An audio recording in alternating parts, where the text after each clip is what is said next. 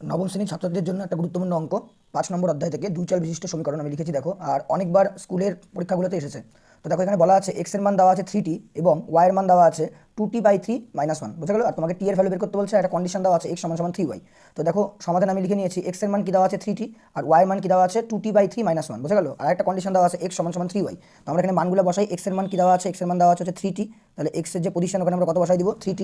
আর 3 into Y এর যে মান দেওয়া, ওয়াই এর মানটা এখানে পুট করে দিই। ওয়াই এর মান কি দেওয়া আছে, ওয়াই এর মান দেওয়া আছে 2t/3 - 1, অর্থাৎ ওয়াই এর জায়গায় আমরা লিখবো 2t/3 - 1, বুঝা গেল। অর্থাৎ এক্স এর জায়গায় আমরা এক্স এর ভ্যালু বসিয়ে দিলাম, ওয়াই এর জায়গায় ওয়াই এর ভ্যালু বসিয়ে দিলাম, যেটা অঙ্কে দেওয়া ছিল।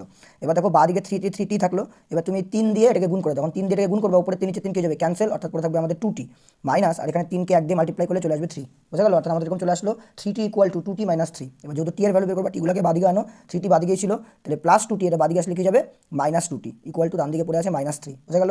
এবার 3t থেকে যদি 2t বাদ দিই তাহলে আমাদের কি চলে আসবে একটা t, তাহলে টি এর মান চলে আসবে আমাদের হচ্ছে -3, বুঝা গেল। একদমই সহজ অঙ্ক, শুধুমাত্র এক্স আর ওয়াই এর মানগুলো বসালেই সেখান থেকে সমাধান করে আমাদের টি এর মান বের করতে হবে, অর্থাৎ টি এর মান চলে আসবে আমাদের -3। দেখে নাও ভালো করে, পাঠ্যপুস্তকের 5 নম্বর অধ্যায়ে অঙ্কটা পেয়ে যাবে। আর প্রত্যেকেই চ্যানেলটিকে সাবস্ক্রাইব করে দিও।